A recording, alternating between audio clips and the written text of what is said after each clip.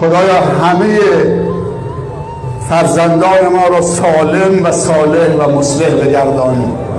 پروردگارا نمرود نفس را در ما خرد و نابود بگردان و خلیل عشق را در ما زنده و احیا بگردان تا چون خلیل ابراهیم پا در آتش بنهیم و آن را گلستان بیابیم. پروردگار ما از تو محبتت را می‌طلبیم و محبت کسانی که محبت تو رو در دل دارند و محبت عملی که ما را به محبت خودت برساند. پروردگار محبت خودت و محبت دوستانت و محبت خواهر و برادر مسلمان را و محبت فقرا و مساکین و مظلومین را در دلهای ما از خودمون و از خانوادهمون و از آب سرد و خنک در روز گرم تابستانی هم عزیزتر و محبوبتر بگردان. اللهم اجعل جمعنا هذا جمعا مرحوما واجعل تفرقنا من بعده تفرقا معصوما. اللهم لا تجعل فينا ولا منا ولا معنا شقيا ولا محروما.